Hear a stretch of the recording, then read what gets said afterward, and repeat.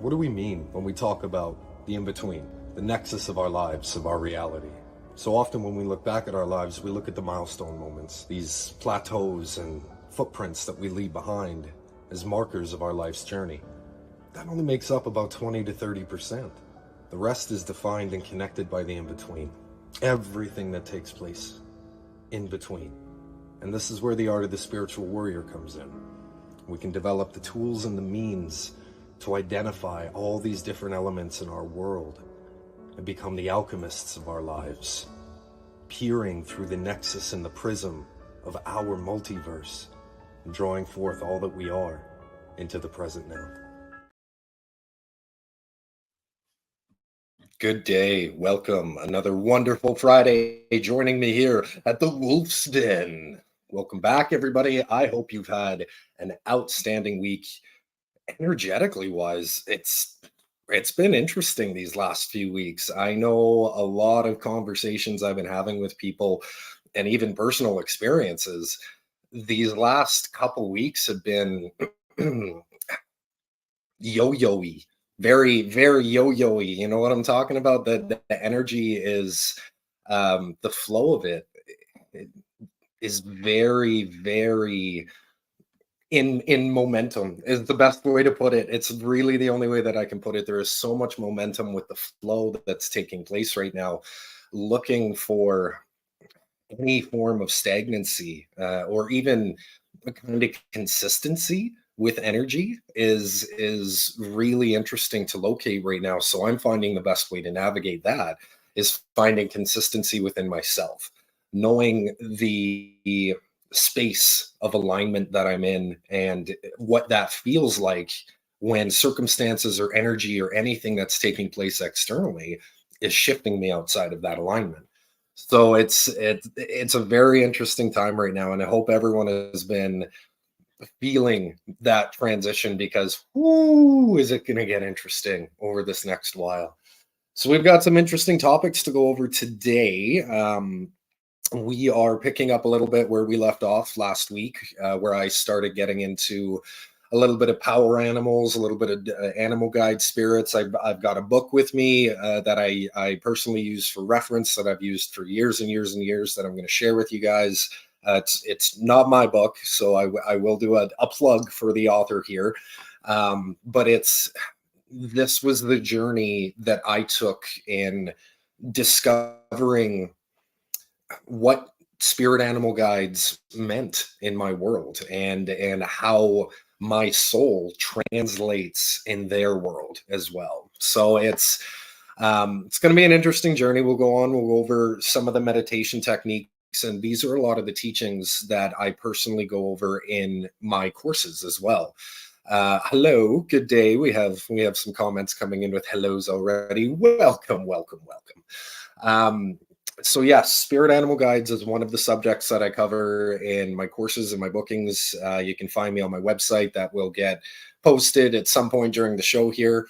And you can find me on Facebook. I'm currently offering a number of different stuff. I mean, anything from personal one-on-ones to group courses with Art of the Spiritual Warrior, which is my own customized curriculum of teaching, where I combine theologies and practices that I learned through metaphysics and martial arts to start to intertwine the physical and the energetic in new concepts from my own perception. So please feel free to reach out anytime and we can really get in depth on some of these subjects. But for the time being, I'm going to just going to sprinkle some cinnamon on your hot chocolate for you today. Ooh, that's a good reference. Outside of the spirit animal guide stuff, which we're going to get into, there is some interesting things as we're talking about energy flow and things in transit, things in momentum. Just before the show started, one of our admin backstage, Rebecca, hello, Rebecca, thank you for all the wonderful work you do. She recently just attained her Reiki level 2, so yay, congratulations, Rebecca. And she had something interesting where she attuned her crystal, her amber crystal, and then almost immediately lost it after. And I'm gonna get into this. Interesting, because I have had a number of different experiences with losing crystals and right, yum, cinnamon. Cindy knows what I'm talking about. Cinnamon. Crystals are, they are very much so their own living entities, and there are so many whole pieces, small pieces, and extensions of self. But it's the thing that I've come to know is they are one of the purest forms of tangible physical form of energy, because crystal is some of the earliest material concept that energy transmutes into on a physical level. This goes into some of the stuff when we look into human evolution, when we talk about crystalline DNA. This falls within a lot of the teachings with indigenous cultures and Eastern cultures with hair and no hair as well, because hair is crystal follicles. And this even goes into Sasquatch teachings, where Sasquatch being fourth dimensional energetic creatures, when they come here and materialize that energy that they are in their realm, when it comes into a physical form, it's covered in hair because it's all crystalline energy, crystalline DNA. Um, so crystals are very much so living entities, right? Some of my earliest encounters with crystals, I had to retrain how I was thinking about crystals. When I was a kid, and even to this day, I still play video games, but I was big into games when I was a kid. And that was kind of how I started to try to program my brain to look at these crystals in our world, the power-ups almost, right? Learn the properties, learn the attributes of each crystal, and apply it in given situations, knowing what attributes that crystal carries. So as I started to learn more about crystals and engage in them more in my world, trying to learn about this infinite variety and cornucopia of crystals that are available to us in the world, the concept that really came to the most surface level of clarity for me was that they are very much so of their own essence. Even though we call on them and we use them, it's no different than when you would call on a friend in a time of need. And the more that I started to treat crystals in that manner of being actual living entities and not just these pieces that I was bringing with me. Hello, Tango. Welcome to the show. Um, I I didn't have separation with crystals anymore. There was more of an integration with crystal. There was more of a camaraderie and a collaboration with crystals. But then I also understood that I didn't have control over them. I didn't have necessary dictation over them. I could only invoke them, ask them, request things of them, offering some form of space and exchange and interaction in order for that connection to take place. Knowing that, and again, going back to the whole calling on a friend in a time of need metaphor, sometimes your friends got their own shit to do. Pardon my language.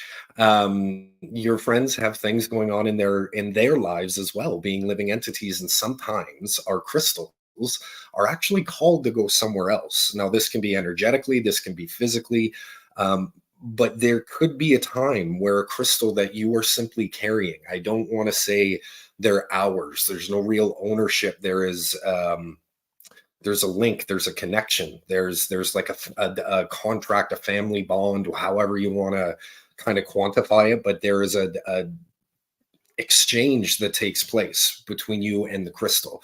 So the crystals that we're carrying, sometimes we end up carrying them to a certain point in our lives where they actually are called or find an opportunity to go somewhere where they are more needed, where the crystal can offer more benefit, where its contract here in this lifetime can be fulfilled more than it would simply spend time with us because of an ownership mentality.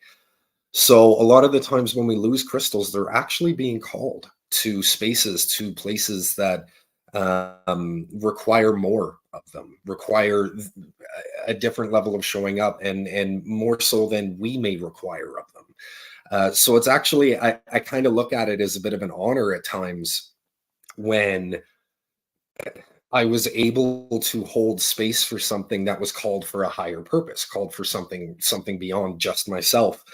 And I've had this happen a number of times. I've had a crystal collection off and on over the years. It never got that big, but the largest that I had was accumulated by last year, I want to say, and it included everything from, a Lumerian crystal to a basic kind of 7 to 12 chakra kit crystal setup, and a few gifted crystals that I had over the time, stones and crystals.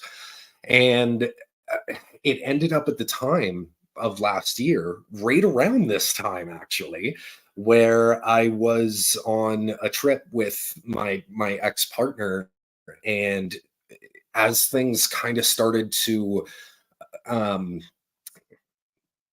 go its own way within the relationship, we brought our crystals with us on the trip. I can't remember if she had brought her crystals with us, but it was definitely mine.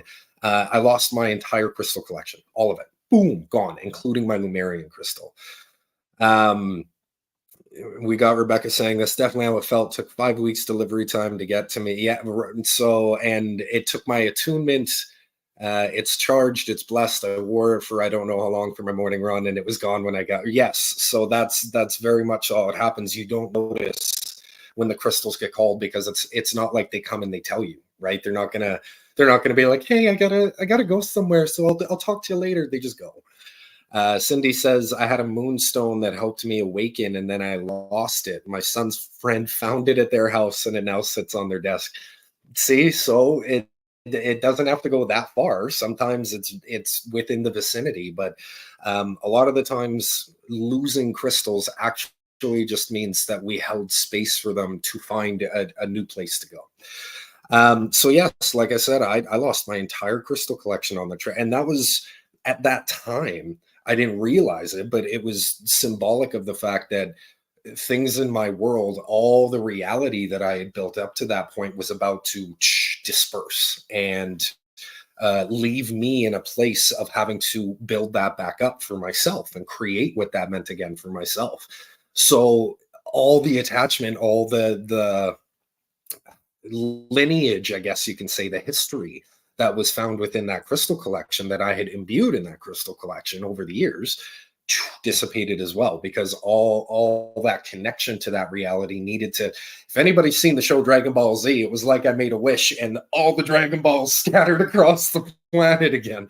So it was very much so within that context, and I still haven't found a single one. Before the actual split took place in that relationship, we sat down and we looked through all the crystals that were in the house, and I couldn't see any of them. I didn't know where to. And Lumerian, my Lumerian seed crystal. For anyone who knows about Lumerian seed crystals, that was a piece of my soul that was crystallized, and it holds.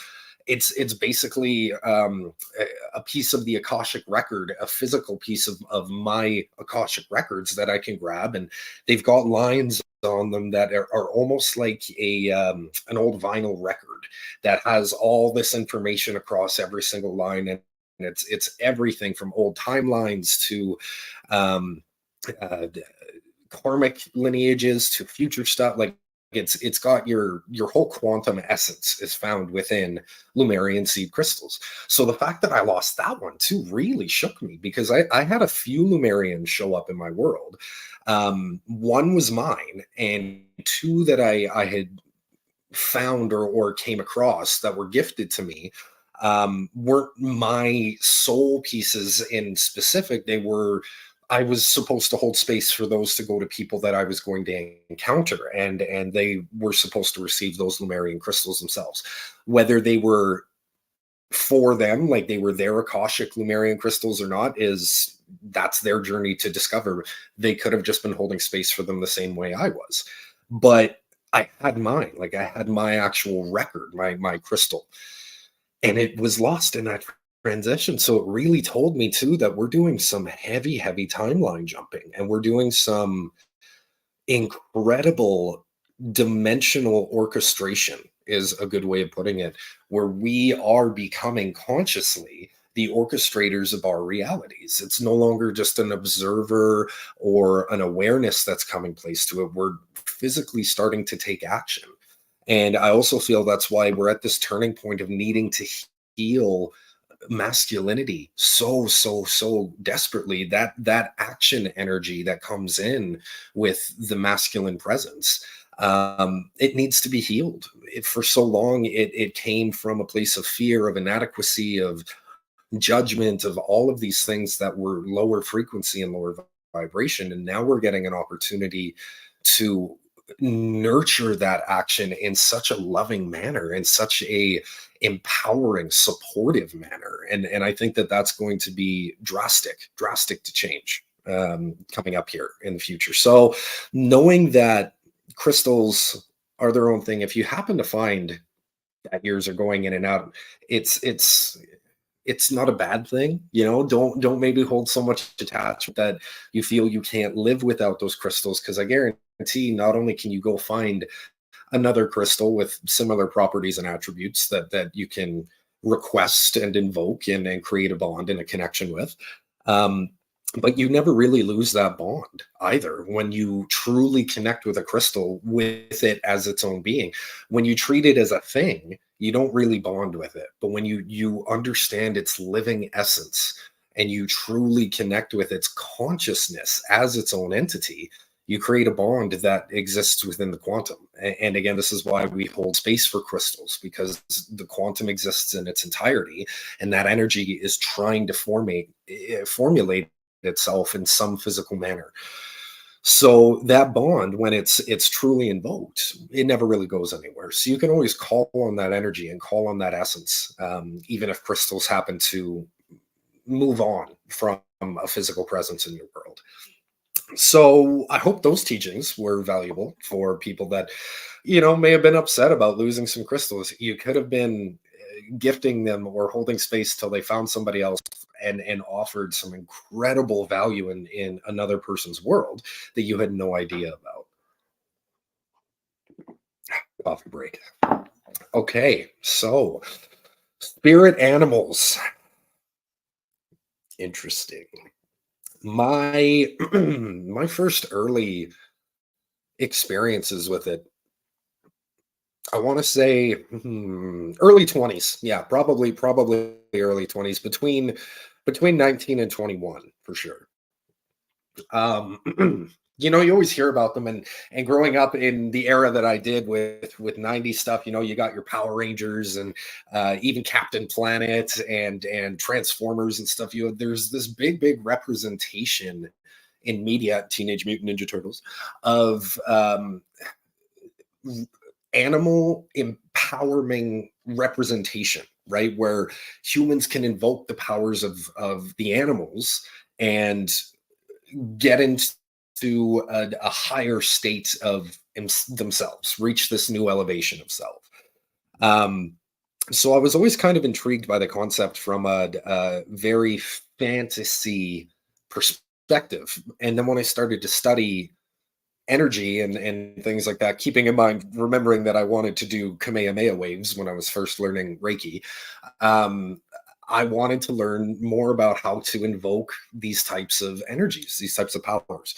So I looked into my thing was I was trying to pick my own spirit animal. You already have. Okay, I really need to articulate this clearly. Spirit animal guides, right, will come in and out of our lives in a multitude and variety of different ways. Um, the emotions that you're going through, the circumstances that you're going through, the environment that you're in, the place on the actual planet that you are all variables as far as which spirit guides are going to show up to offer assistance, to offer advice, to offer guidance for you in that situation. Your power animal is the version of yourself. If you took your soul out of your human body and put it into an animal body in the spirit realm, that's your power animal. It is you translated, your soul translated from this lifetime's version into the spirit realm. There are so many varying degrees of how we interact with the spirits of animals on this planet. And a lot of it has to do with when it comes to the Star Nation teachings of human history, when we look back at the fact of us having 12 different species, 12 different community races that came together to create this new genetic being of humans. Each one of those strands of the 12 were meant to be evolved to its highest capacity. So each one of those 12 races came down, offered teachings, offered their culture, offered their essence of their race to allow that DNA in the human to evolve to its maximum capacity of what was offered. And then it was on to the next strand of DNA. We go up the ladder, up the ladder. The last was the Draconians. That was the last race of DNA for us to have activated within us. Now, during all of these time periods, evolution shows, even when we look back at the genetics of it, when we take a scientific approach to it and not just a metaphysical approach to it, every species of living creature on the planet has gone through evolutionary states. And yes, a lot of it could do with environmental stuff, but terraforming is also a really, it's a reality. Like terraforming is a reality, and it's a real practice that takes place. So I feel this wasn't unknown at that time either, that terraforming would affect the evolution of things on the planet, as well as if we're already being genetically manipulated, why would they not have the capacity to do it to other creatures, other beings on the planet? Each kind of species of animal was meant to help the environment become as hospitable and help us acclimate to it within that activation of our DNA as much as possible. So we have a very deep genetic connection to animals, to the creatures that are on this planet, because they were all there as part of activating and acclimating our DNA empowerment. So you're going to have a very branched connection, right? Just for example, when I discovered my power animal, and we'll go through the meditation on it in the book, and I'll introduce the book in a little bit here. When I discovered my power animal, like I said, I was trying to choose my power. I wanted all the cool ones, and oh yeah, falcon or dragon, because I had this big connection to dragons at the time. And heck, I would have even been okay with turtle because of my connection with Ninja Turtles and all of this stuff. But when I did my discovery journey, and I did this meditation, and I took some time, and I started to pull out these different animals that were showing up, and these different totems that were showing up in my world, and researching the meaning behind it, trying to find that conscious connection to it. I kept trying to force my own decisions into play. I never in a million years would have thought that Panda would have came out. And it's interesting because when Panda showed up, and it was an instantaneous knowing, the characteristics of how he acted physically and his personality, like it was me. It was all me. There was no question about it. I could look back at my life, and there was a good couple actual standout instances of Panda showing up energy wise. I remember back in high school. Um, First off, even before high school, pandas were something easy to draw for a kid. Yin yang symbols, easy enough. You just translate that over to an animal, it's a panda basically. So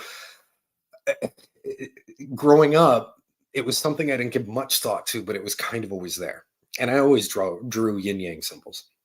Um, when I was in high school, we were all hanging out, and we were having like a kind of, just a rebellious youth day where we're kind of sitting around drinking and smoking and, screw school, we're teenagers. And I looked over at my friend and I can't remember what it was, but I looked at him and I just said, Luke, you look like a panda, man. And I didn't know. One second, we have Cindy saying she has a white owl show up when someone she knows passes to warn her a couple days ahead, and that's actually a common thing, Cindy, to have happen. Owls and birds in particular, because they are carriers. They're in essence, carrier pigeon was a it wasn't a coincidence, I tell you that. It wasn't just about letters. Birds are carriers of souls, of energy. Even the way that they coordinate themselves around the planet is based off of electromagnetic flow and energy and all of that um, unseen force. And part of that is because they carry that energy through and with them. It's the hollow system of a bird is meant to be filled up with that energy. So those are interesting signs. And owls too. Owls are oh, interesting creatures. We have Tanya Powell. Yes, I was getting to Kung Fu Panda, Tanya. Yes. So like I was saying, first story in high school, I had my friend, I look at him, I just said, dude, you look like a panda. And I didn't know what it was when we were hanging out, but he did. He just looked like a panda. He had these kind of rounded cheeks and he was sitting there and he just had like these big round eyes. And it was so interesting that panda was invoked in that moment. So I had a lot of reflections at that point. And much like our lovely Tanya Powell just commented, yes, Kung Fu Panda was first off, when it came out, I was such a huge fan. And there was nobody but Jack Black that could have played that role. And I loved the movie. I thought it was fantastic. And I was training in wushu. It was my very, very first martial art, wushu kung fu. And when I tell my nieces about that, they knew that my spirit animal was panda because we were teaching my oldest niece, Thea, Reiki. And she looked at me at the time and she goes, Kung Fu Panda, uncle. And I just died laughing. They still are. They're amazing young women. I love my nieces so much. Mwah, I miss you guys. Um, yeah, Panda was not something I expected to have as my power animal. But when I looked into it, the representation, the meaning, the everything, it was so spot on. And I was speaking to somebody about this just recently, where they said, because they were going through this process themselves of is my power animal this? Is my power animal this? The journey of discovering your power animal is a journey of self-discovery. So there's no real wrong answer when you're going through, is it this, is it this, is it this? Because even as you're drawn to these totems, you're learning more about yourself. So there's no real wrong answer. But when there is this undeniable aspect. We have Tanya mentioning David fully embraces his bear. He does fully embrace his bear. He does. He's got Dr. David Pills definitely has a bear quality about him. He carries turtle energy though. David's totem is turtle. And one of the reasons that again we connected, he and I have so many synchronicities like that. But he has turtle, and you see it also in his movements as well, and how he carries himself. It's again, when there's this, oh wow, I see that on you. It's so a part of who you are when you discover your power on it, because again, it's self discovery. All right, let's finish that coffee off. So Panda, I should say, carried me through early years of self-discovery in the journey. And when I went from needing to rely on Panda's presence and certainty, because I could call on him anytime, anywhere, it was me. I was just showing up for me. That was the lesson that was kind of coming through with that. Every time I needed to call on him, or I felt like it was this external source, instantaneously it was there. Panda was never not there. And it was a relationship that you never experience I never experienced, I should say, as a human, to literally be able to call no matter what, no matter. And there are some instances where it's close to, if you have a good family dynamic with your parents or your siblings, um, I want to say a good 85 to 90% of the time within a good dynamic, you can call on your family and they're there. Your best friends, right? But there's still that window. They're their own people. They're their own individuals. They're living their own lives. They have things going on too. They can't be there 100% unconditionally always. Just doesn't happen. Every time I needed Panda, no matter freaking what, Panda would show up.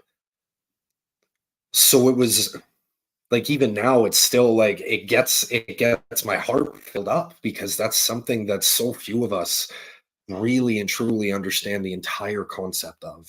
That's a love that is so forgotten.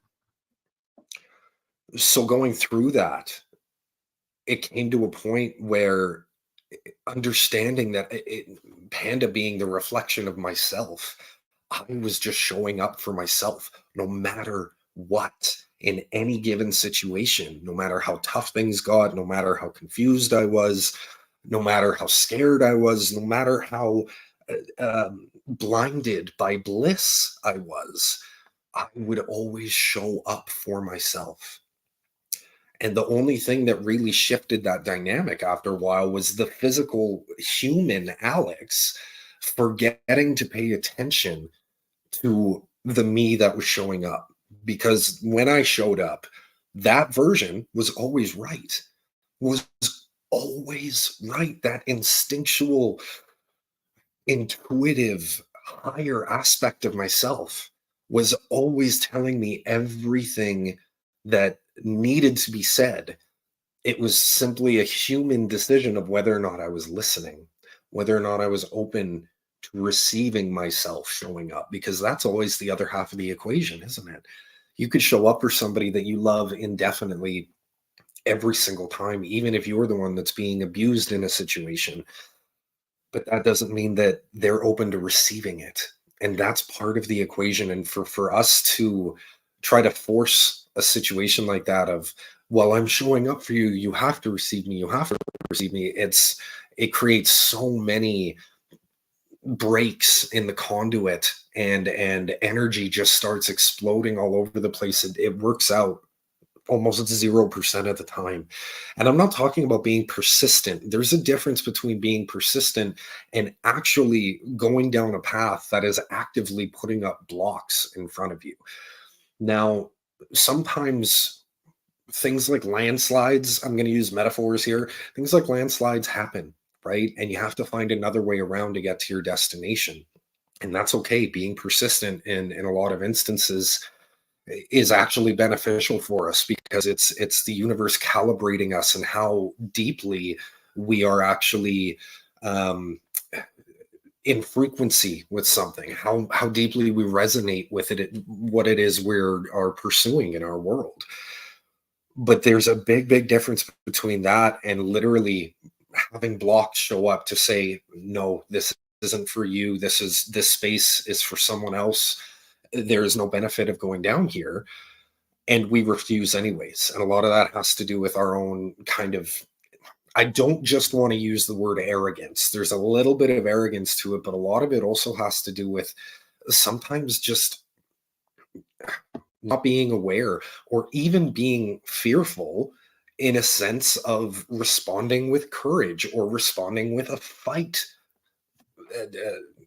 cadence about ourselves. When we respond back combatively in a situation where we're shocked, that's still a fear response. We're not actually responding, we're reacting in that stuff. It's a fear reaction, is a better way to put it. So, when we get combative in those situations and we try to push back, we're not necessarily being persistent. And we're not learning how to love ourselves in a way where we can trust that if we have to go another way, or if this isn't for us, that's okay. because I'm going to show up for myself and I'm going to love myself no matter what. So that any given situation, I'm going to be fulfilled. I'm going to be sustained. I'm going to be okay. And that drawing inward of the energy provides everything that we need to in any given situation. It's just about removing expectations. And then, if you want to change the circumstances, setting a frequency change, right? We start with thought, or a desire, and then we put it into words or affirmation, and then we put it into action or deeds. Switch the formula. Start with the deed, start with the action. Start by doing right now what it is you see yourself doing 10 years from now when everything's been achieved. Oh, when I'm living the life, this is how I wake up every day. This is what I do. This is what, do it right now, because the only difference between 10 years from you, 10 years from now, and you right now is you waiting to do what you want to do in 10 years. Don't wait, just do it now. Start with the action and then make the affirmations and then have the thoughts of, oh yes, this is how it is. I remember what it was like before I did these things, So it's switching the formula and finding our love and our presence for ourselves to do this. And this is where we get to our lovely Spirit Animal Guides. So this is the book I've been using for a long time, Spirit Animal Guides by PhD Stephen D. Farmer. Nice thick book, and it has wonderful, wonderful, wonderful definitions for when the animals show up. So when they're just spirit guides that are showing up in your world. If you get 3 animals show up simultaneously or back to back to back, there's usually a message there for you. So it's got definitions for when they show up. It has some inscriptions for when you want to call on the animal. So when you understand or you have a good relationship with a certain spirit or a certain totem and you want to call on them, it gives definitions on how to do that and when circumstances in your world would be viable for these spirits to come in and assist, because the essence that are carried by some are more applicable for certain situations than for others, right? They all carry different energies. Remember, they were here to acclimate based off of environmental circumstances and personal evolutionary states. So they all help within different series of events in our lives. And then they also have, if it's your power animal. So this is how I discovered the actual correlation between it, because when Panda first showed up, yeah, sure, I saw my personality and I saw my characteristics in it and all that jazz, but I couldn't just say, yeah, I think that's it, because I had done that a number of times before. There was some anchoring that needed to take place. So there's definitions in here for when you're having these totems show up in your world, and you read that section about if it's your power animal, here's the description, here's the relation on it. When I read that for Panda, I said, that's 100%, that's me. Now I saw it physically. I had all of the actual experience of what it was like to be in presence with the energy of Panda. And then I had a tangible description and reading as to how to correlate that for my left brain. And that worked out wonderfully. So this book, I recommend it for anybody that's going into wanting to learn more about your power animals, and even just having a reference for when animal guides show up in your world.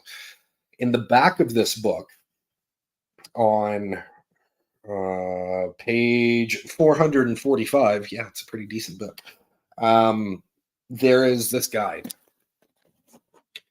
And this Messages from Your Animal Spirits is a meditation that they walk you through, and it takes you down into the spirit realm, into the lower inner earth realm. I'm going to walk through and I'm going to read And I would invite you to close your eyes and to go through this meditation along with me and invite your spirit and invite yourself to simply allow the flow and the transition of energy to take you on the journey that you're supposed to go on.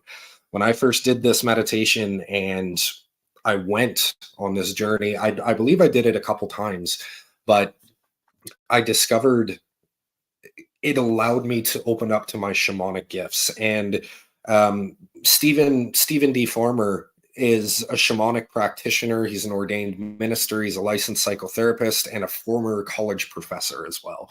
So he put shamanic energies into this book. You can very, very clearly feel that. And this journey that he takes us on in the meditation is very much a shamanic process to open up the catalysts within ourselves to allow that connection with the spirit realm. And for me, it definitely opened up my shamanic presence, and I went right into the spirit realm, and I was gone for a while. Like I took a journey.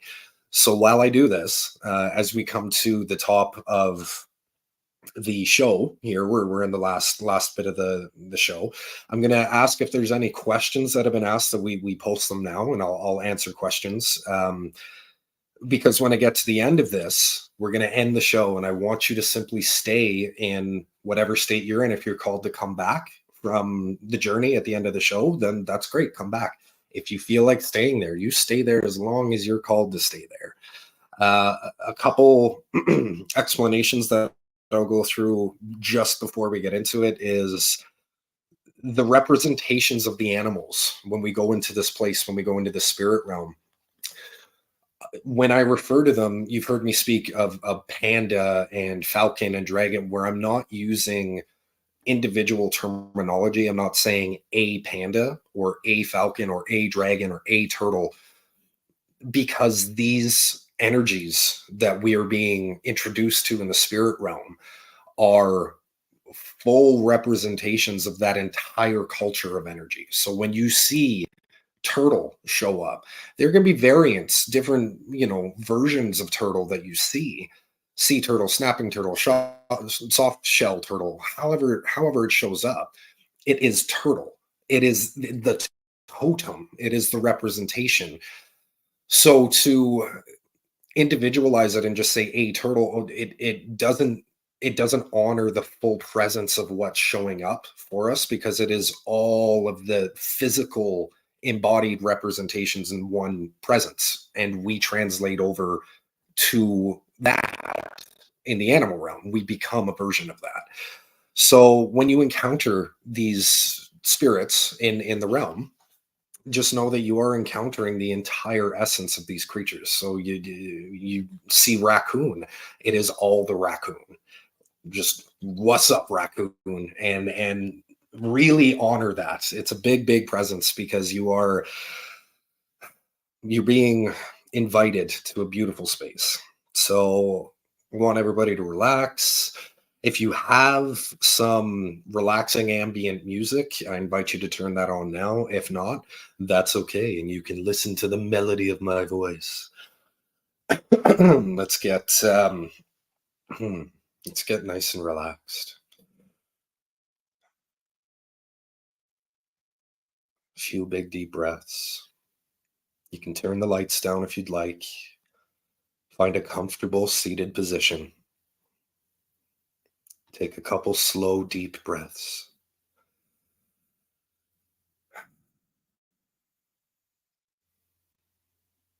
And when you're ready, close your eyes. Take another deep breath. And when you let it out, relax. Know that you are safe at all times. If you travel with a spirit animal or any spiritual beings or guides, call on them now to help you know that you are safe. You're loved, protected at all times. Another deep breath.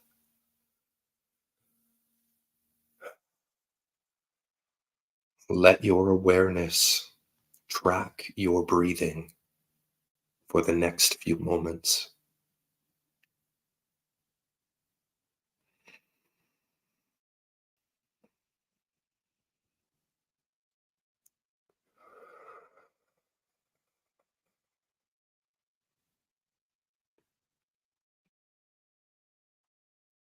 Notice how relaxed and comfortable you feel,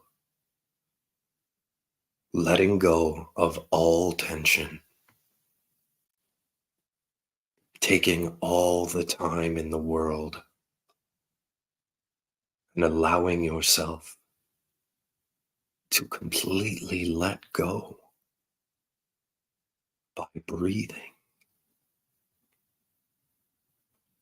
Now let your consciousness gently and gradually float down into the earth,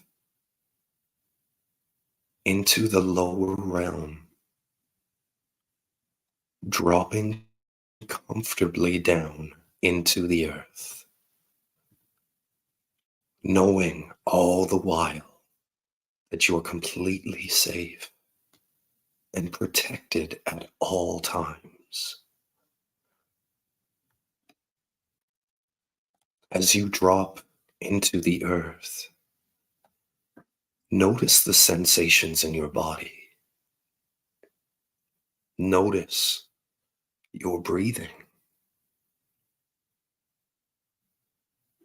Bring awareness to how relaxed you feel now as you descend. And soon you find yourself come to a grassy area. Observe how you float down until you gently arrive your feet in this meadow, feeling comfortable, safe. As you arrive and look around you, see what you see. Not too far away, a forest. And in the distance, the mountains. On the other side of the forest is the sea. Bring awareness to the colors, the sounds that you hear. Notice any smells. Feel the pleasant warmth of the sun on your skin. Perhaps you can even feel a slight breeze. Now you have a choice of staying in this beautiful meadow or wandering about. Go ahead and make your choice. And if it means getting curious and walking to another area, do so. And take your time. If you stay in the meadow, go ahead and be seated in a comfortable place, taking in all it has to offer. If you wander to the mountains, the forest, down by the river in the forest, or to the beach by the sea, once you arrive there, have a seat in a comfortable place. Take a deep breath where you are and relax into your surroundings, using all of your senses.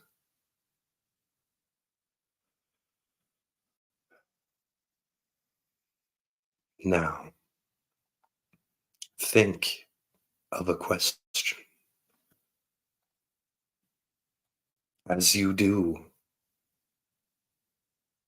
you'll notice an animal coming to you,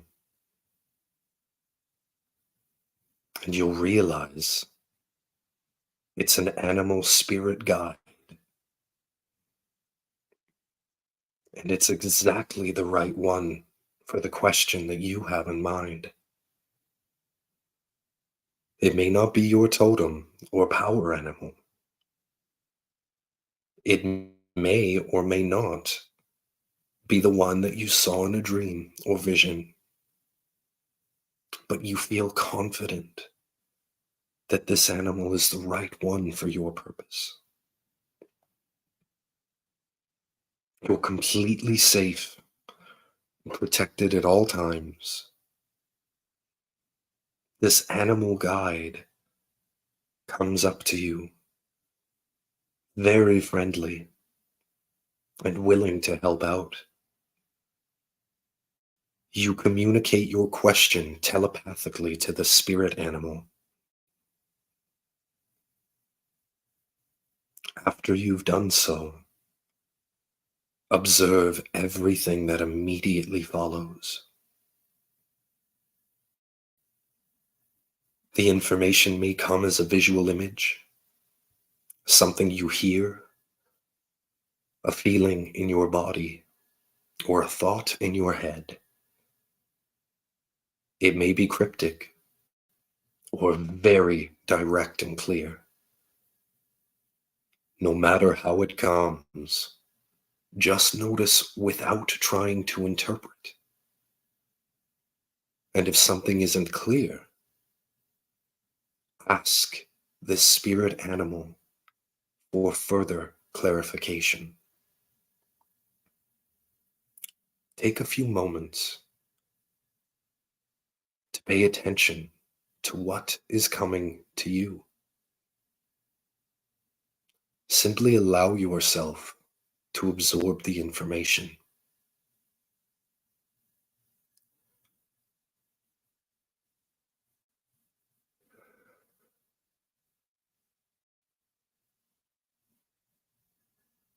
Once that feels complete, turn to your animal spirit guides and thank them, offering gratitude in some way. And notice now that this animal spirit guide gives you a small gift. It's a symbol of this journey, a small token of this spirit guide's love and care for you. When it's offered and you receive it, first hold it to your heart.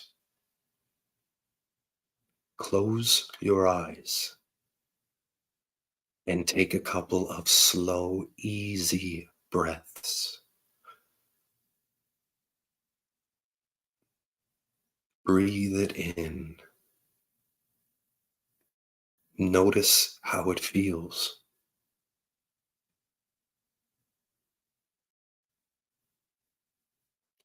You are your eyes. And once again, thank this spirit animal. Say your farewells to each other. Your animal spirit guide departs, and you once again close your eyes.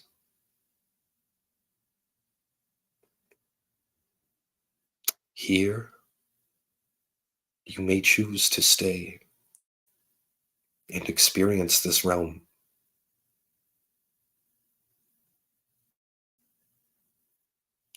If you choose to leave from this place after we have closed your eyes, I want you to feel yourself lifting up into the air, from the lower world back into the middle world, back to where you started. Notice your breathing. You may want to wiggle your fingers and your toes as you bring awareness back into your body. Take your time. Let your breath be relaxed and comfortable. Whenever you're ready, you may open your eyes and look around to your surroundings. This helps to orient you to present time and third dimensional reality. And once you're back completely, you may want to jot down some notes from this journey.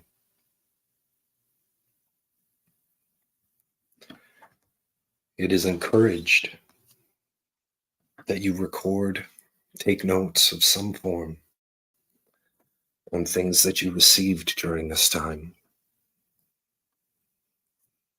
As was spoken, some things may have come in very direct and clear.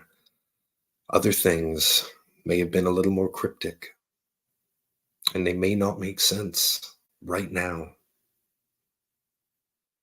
but they may hold meaning at some point in the future. This journey, again, is about self-discovery. And I hope that all that was shown to you, all that was granted to you in this meditation, is enough to invoke a path for yourself, to start to build that path towards your self-discovery.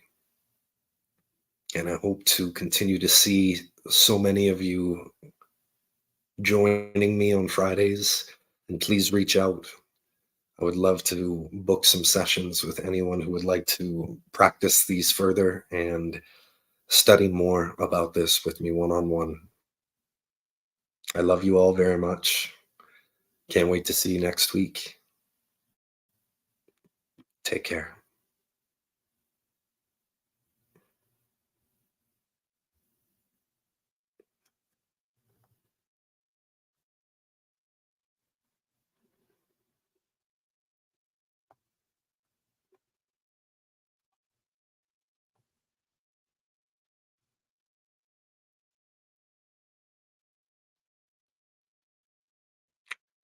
Well, maybe we'll be on for a little bit longer here.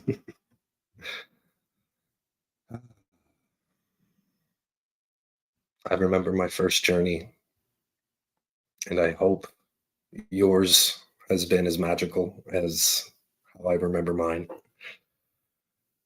I invite all of you to join me again next week and comment on this video on Rumble, and please let me know some of your experiences and anything that we may want to discuss further and find some interesting synchronicities in our world. Thank you again so much, everybody.